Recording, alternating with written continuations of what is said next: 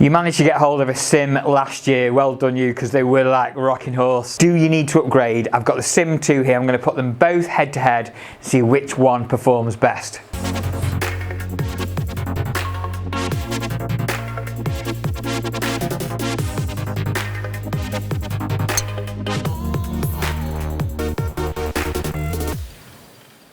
Welcome back to the channel. If you subscribe already, thank you very much for that. If you don't, make sure you hit the subscribe button. If you like what we're doing, give us a little thumbs up and comment below as to any head-to-heads or club battles you'd like to see me do. This is one that I'm really keen to do because this driver here, the SIM from last year, is my driver, and we've got the SIM 2. I will change shafts. I'll put this shaft into it when I'm hitting that. As always, we are using GC quad. The faces are dotted up, and I'm using TaylorMade TP5 golf balls.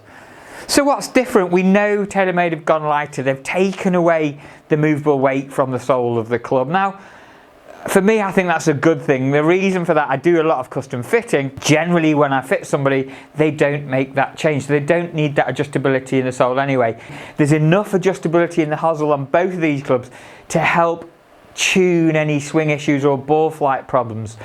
Just remember, if you are thinking about trying these clubs out, make sure you go and see a custom fitter and learn a little about what's right for your ball flight, what's right for your golf swing. Anyway, let's hit a few shots, shall we? So first of all, I'm going to hit my original SIM. It's got the V2 shaft in it in a stiff flex. I've got it set at 9 degrees and the weight neutral. There you go. As you can see, I've not done anything to it, not modified it. Let's see what happens to the ball flight. Really, I've enjoyed hitting this year. The odd time I did manage to get to play. Let's see if it can perform for me today. Nice hit. Oh, that felt good. Just gone a little bit left. Oh, that's solid again. So again, this is my club. Very familiar with it. Injected face, but that's different now on the new SIM 2. The technology, again, there's a slightly different look. I like the shape of this head. Shape of the SIM 2 is slightly different, and there's obviously a slightly thicker top line on the original SIM, but it does feel nice.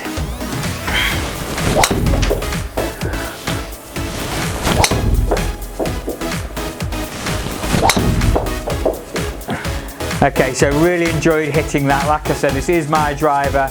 Time to just switch over. I'm going to take the shaft out of this, put it into the SIM 2.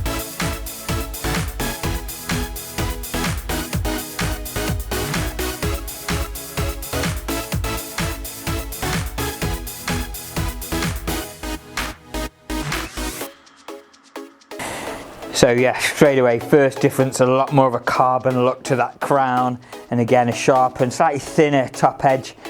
That blue aluminium ring around the back that keeps this chassis together really stands out as well, so it looks pretty good behind the ball. How does it perform though against the original SIM? Definitely a slightly different sound there. For me, that sounded a little bit softer maybe. I don't know whether it came off the face as much.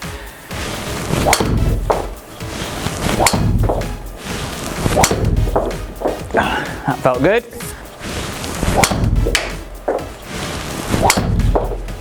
Oh, that felt good. So first impressions, looks slightly more modern obviously with a new design. Sounds and feels a little bit softer. Now whether that's a good thing or a bad thing, it's just down to personal preference. But the most important thing here is, how do they perform against each other? What are the difference in the numbers? Okay, so quick comparison of the numbers. So the blue line is the SIM 2, that's the new club. Red is the original SIM.